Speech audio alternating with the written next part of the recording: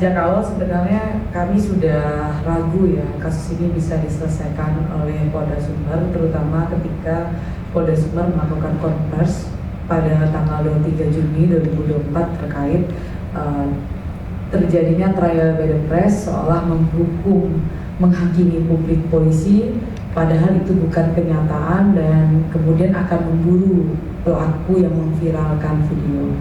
Nah, ketika kami 2 minggu lalu itu mendengar pernyataan itu, kami bersama keluarga sebenarnya sudah yakin bahwa kasus ini tidak bisa ditangani di jajaran Polda Sumbar dan di lingkup Provinsi Sumatera Barat.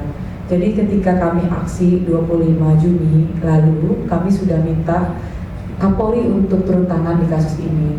Bukan karena tanpa alasan kami mengatakan itu, karena memang ada beberapa tindakan serangkaian yang kami rasa sangat mengintimidasi keluarga dan kemudian berusaha untuk merubah-rubah statement-statement pernyataan terkait misteri kematian Afif Maulana.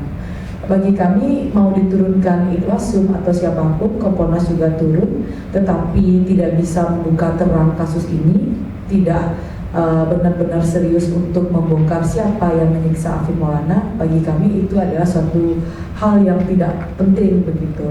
Dan saat ini kami dihadapkan dengan situasi disibukkan dengan bumbu-bumbu kasus begitu, soal tawuran dan lain-lain, padahal kita harus fokus pada apakah benar ada dugaan penyiksaan itu dan kemudian siapa yang menyiksa itu gitu.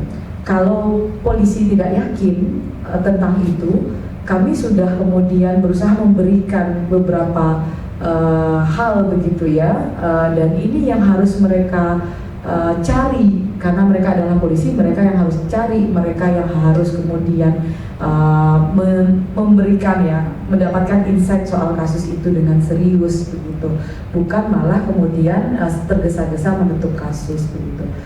Dari mana menurut LBH Padang kepolisian bisa membongkar kasus ini adalah, menurut saya adalah soal forensiknya.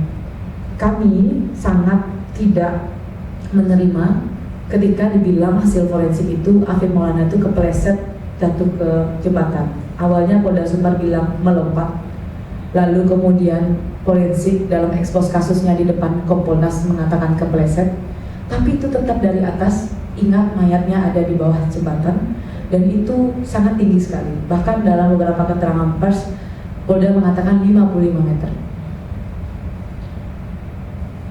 Ketika polisi ragu atas itu, silahkan, mari. Bahkan kami pun mau memfasilitasi untuk berdiskusi dengan forensik dan melihat dengan serius bagaimana sebenarnya luka-luka yang ditimbulkan ketika memang ada orang yang melompat dari ketinggian begitu.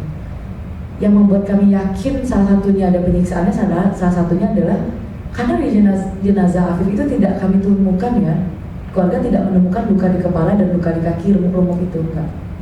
Tidak sama sekali. Dia hanya remuk dan luka-luka traumanya ada di sebelah kirinya, depan, belakang, punggung, punggungnya ini, lalu juga tangan-tangannya sebelah kiri. Yang sebelah kanan tidak terlalu kelihatan. Nah, itu yang kami temukan. Bagi saya memang sejak awal kami sudah sanksi dan sangat ragu Polda Sumbar bisa menuntaskan kasus ini. Makanya kami datang ke Jakarta. Terima kasih. Ini kemudian adiknya laki-laki ada umur 9 tahun. Seperti apa Afif Maulana di mata Ibu Anggun dan Pak Rinal? Silakan. Afif di mata saya, mata kami itu dia anak yang masih manja, masih suka nangis kalau sakit, dan dia juga nggak suka keluyuran. Kalau dia keluar rumah pun itu karena ada kegiatan main bola atau main layangan, main jana sama anak sebayanya. Dan itu kalau nggak ada, dia seharian di rumah, lebih suka tiduran di kasur sambil main handphone gitu. Dan dia juga ini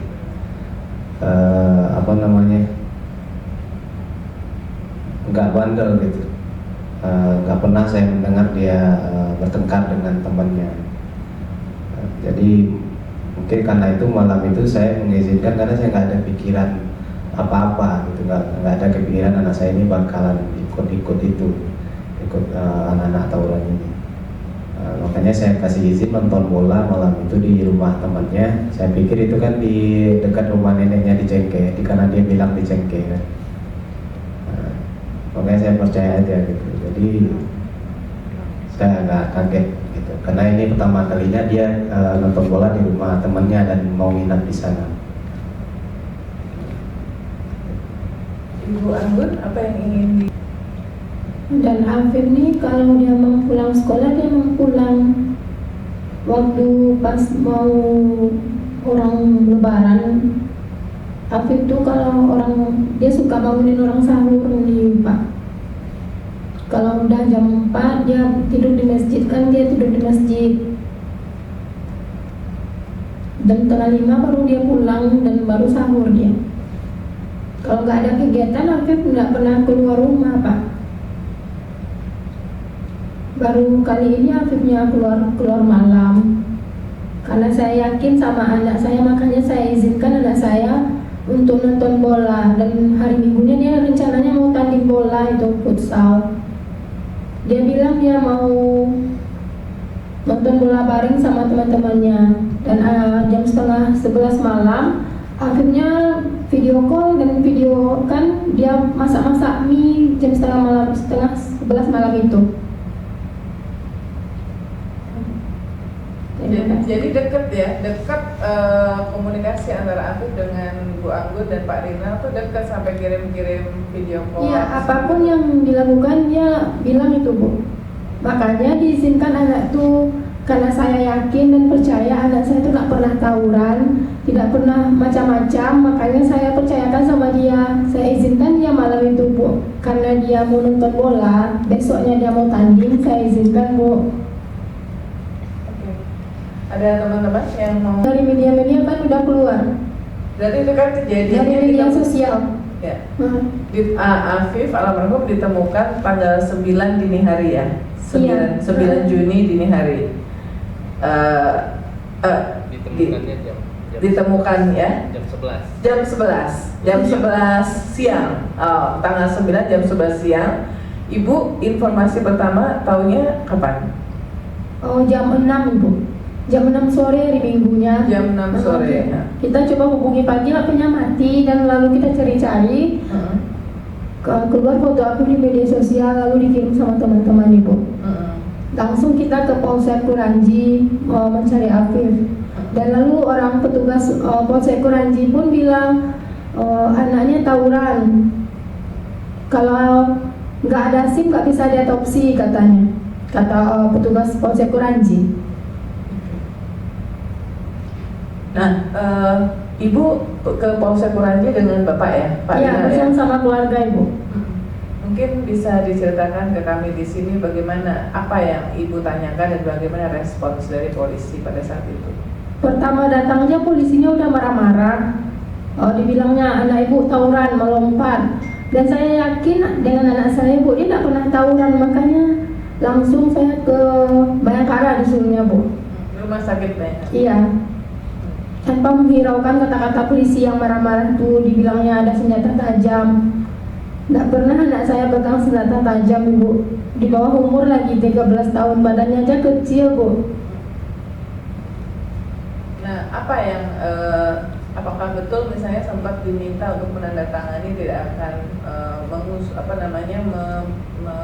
meneruskan kasusnya Afif, gimana? Pak Rinal mungkin sang ayah atau siapa ya? Iya, waktu itu kakek jatuhnya itu suami tante Anggun kan. Itu dia yang duluan ke polsek. Jadi dia komunikasi sama petugas polsek itu, katanya disuruh menandatangani surat biar nggak menuntut. Gitu Bu. Nah, tapi tidak tidak. Yang minta otopsinya kapan? Minta otopsinya itu yang pagi pas di rumah sakit Bayangkara. Ya, jadi dari awal keluarga Afif memang Iya, pas di polsek itu pun kami curiga gitu Bu, kematiannya nggak wajar.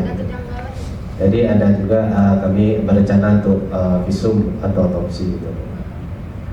Karena begitu tanya ke polsek langsung dibilang lompat gitu ya. Dibilangnya tawuran. Oh, tawuran. Oke. Pertama kali yang bilang lompat tuh siapa ya?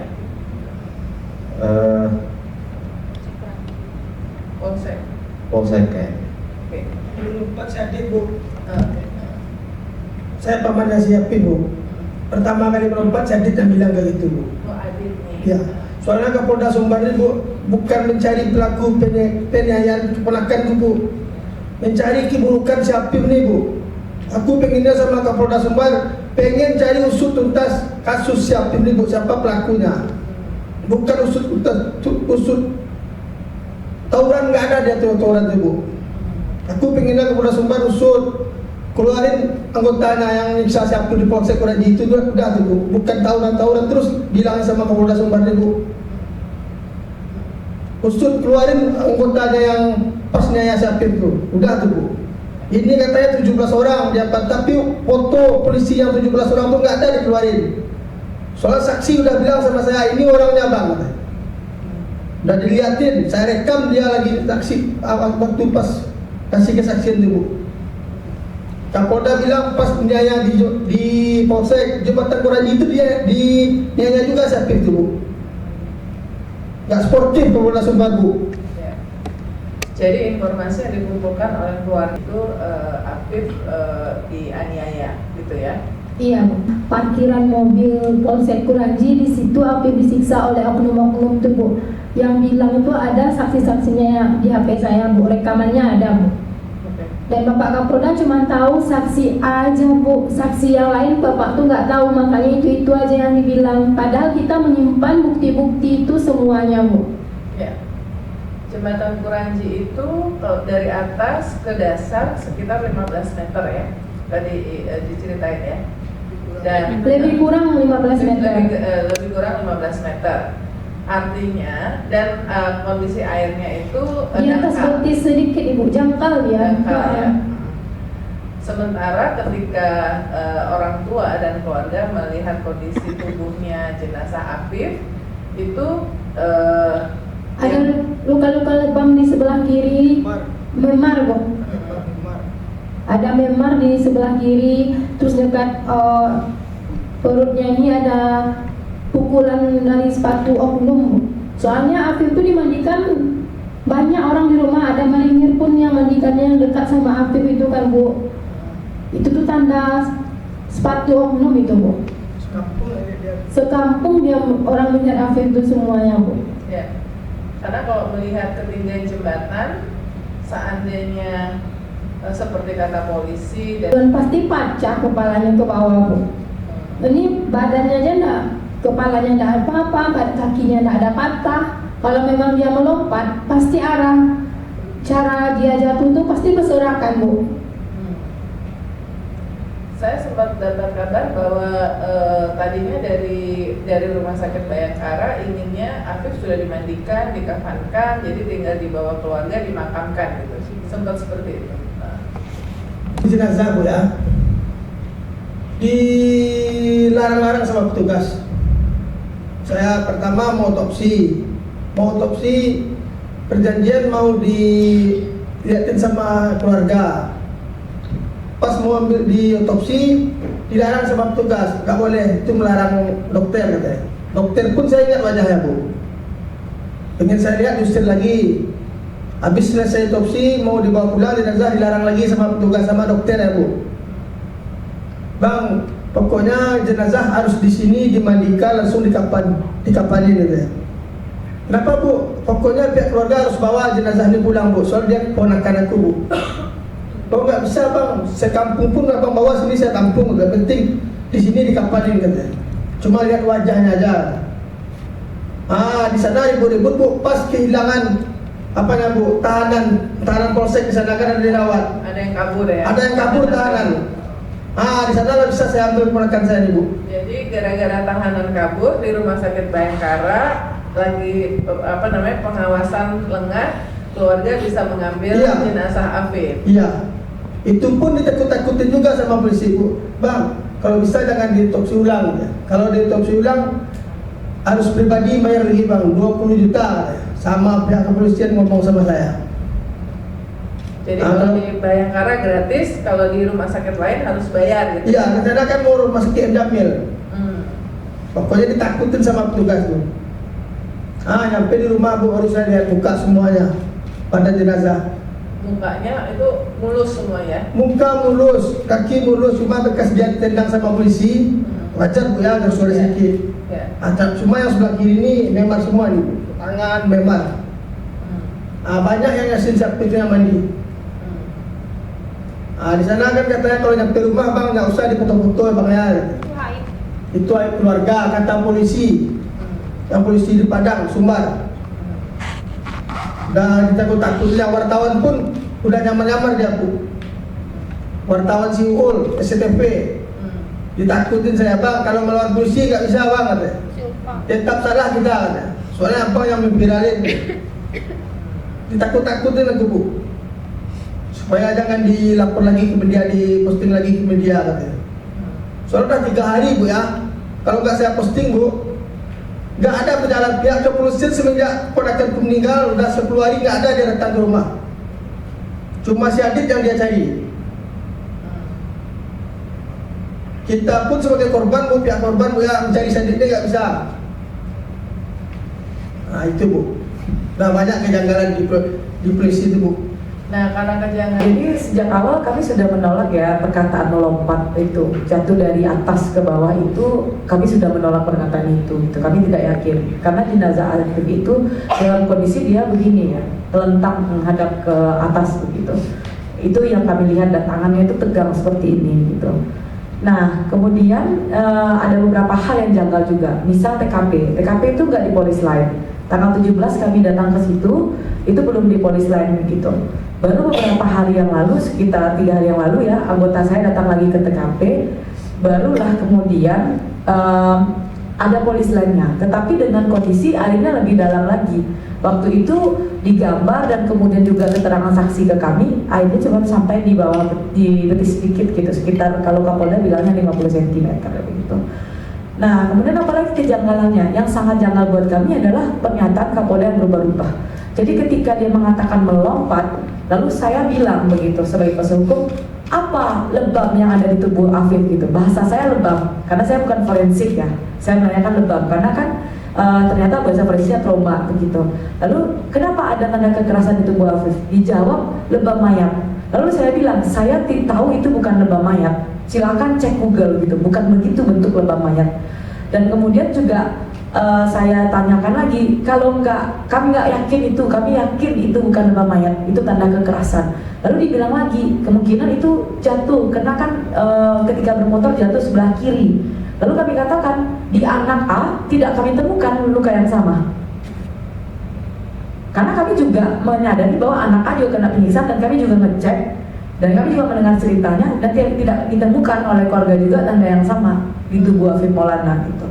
Dan ini spekulasi ini yang terus terjadi. Sekarang yang mau sibuk dibuktikan Polda Sumbar itu adalah Afif itu benar tawuran. Kenapa fokus pada bumbu itu? Yang harus dicari itu, apakah Afif benar disiksa dan siapa yang menyiksanya? Itu yang harus dicari. Dan ini yang kemudian menurut kami kenapa dia disiksa, teman-teman yang lain juga disiksa, bekas kekerasan ada, dan kemudian banyak hal-hal ganjil yang kamu temui gitu. Terlalu cepat mengambil kesimpulan atas sebuah kasus itu padahal yang lain belum diperiksa. Ada 16 orang lagi belum diperiksa, dan segera langsung menutup kasus, menyegerakan menutup kasus, itu satu hal yang paling aneh menurut kami begitu. Dan propam, wasum segala macam itu. Nah ini kan gimana tanggapannya dari keluarga, mungkin apakah masih ada harapan untuk melakukan ya yang sebagaimana mestinya gitu, mungkin dari keluarga. Sampai Mas Nyambung ketika dari Padang berusaha ke Jakarta apa? Apa Pak? Yang itu. Kami akan mencari keadilan. Kami akan mencari keadilan untuk Afif Maulana, Pak. Masih percaya sama polisi? Sekarang saya nggak tahu mau percaya apa enggak. Cuman yang bisa kami lakukan sekarang, kami akan terus meminta bantuan kepada pihak-pihak yang punya pengaruh, punya kekuatan untuk membantu kami agar bisa mendesak penyelesaian kasus ini dan mengusut tuntas apa yang sebenarnya terjadi. Dan kami tetap berusaha untuk mendapatkan keadilan atas kematian anak kami yang tidak wajar. Itu aja. Sesudah ini Kasus penyiksaan itu sulit ya untuk diungkap karena pelakunya polisi, ada temannya polisi, dan atasannya polisi, ada rumah sakitnya polisi. Kami tahu itu sangat sulit. Pelaku tunggal saja tidak mampu Polda Sumbar itu menyelesaikan kasusnya, malah di SP3. Tapi yang kami tahu adalah warga berhak untuk tahu kebenarannya.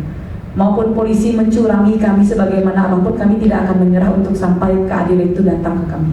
Kami akan tetap terus berjuang untuk Afif Maulana dan kawan-kawannya. baik. Iya, sebenarnya Bang, di tanggal 12 Juni ketika datang ke kantor kami, Aditya itu datang, keluarga yang membawa. Tim LBH itu sempat mewawancarai, sempat membuat pernyataan dengan Aditya. Bahkan dia ekspos kasus. Kami juga, saya terutama juga melakukan pertanyaan-pertanyaan dengan Aditya. Dan pertanyaannya mungkin, kenapa sih kami belum memberikan kesaksian ya, mendatangkan saksi-saksi kepada kepolisian? Sederhana, kami ingin semua saksi dilindungi dulu oleh LPSK. Kami ingin anak-anak ini dipulihkan dulu karena mereka mendapatkan penyiksaan, mereka trauma. Dan kami juga tidak ingin mereka memberikan keterangan yang ditutup-tutupi. Kami ingin membuat terang, mengungkap fakta kebenaran kasus ini, bukan menutup-nutupi kasus ini begitu. Jadi makanya kami bilang ke Polda Sumbar, sabar, tenang, proses sedang berjalan. Nah ini yang perlu kemudian polisi tahu begitu. Nah, saya tidak ingin mengulangi ketololan kepolisian ketika menangani kasus ini, tergesa-gesa, tidak jelas, pernyataan berubah-ubah gitu. Itu akan membuat kami semakin tidak percaya. Itu akan mencoreng nama institusi kepolisian begitu. Justru bagi kami di Padang, bagi saya pribadi, yang mencoreng institusi kepolisian itu adalah Kapolda Sumbar sendiri yang selalu merubah-ubah pernyataannya di media begitu. Bukan kami ini cuma mencari keadilan, mencari kebenaran apa yang terjadi. Indira, karena mengawal kasus ini. Ya memang saya tentu banyak hal ancaman mulai kemudian dipetakan, mulai terjadi insiden-insiden keamanan di kantor kami, dan itu memang kemudian sudah kami rasakan. Banyak juga kemudian yang menyerang di digital LBH Padang, tetapi kami mengatakan resiko yang kami terima itu menurut kami adalah apa yang kami perjuangkan itu benar, dan kami berusaha untuk memitigasi risiko itu untuk kami dan keluarga begitu. Tidak gampang juga untuk kami berjuang dari Padang ke sini. Dari Padang kami sudah banyak hal framing, intimidatif yang dilakukan terhadap kami, dan kemudian kami berani untuk ke Jakarta, pasti tekanannya akan lebih besar kepada kami. Tetapi itu adalah menurut kami adalah yang paling penting itu adalah soal keadilan dan kebenarannya. Kalau kami takut, siapa lagi yang berani begitu? Bapak Kapolri, Bapak Kapolda, tolong bantu kami untuk mencari yang menganiaya anak saya Afif Maulana, Pak. Bukan yang memviralkan yang Bapak cari, yang menganiaya anak saya sampai dia meninggal, Pak. Tolong bantu ya Pak Kapolri, Bapak Kapolda. Terima kasih.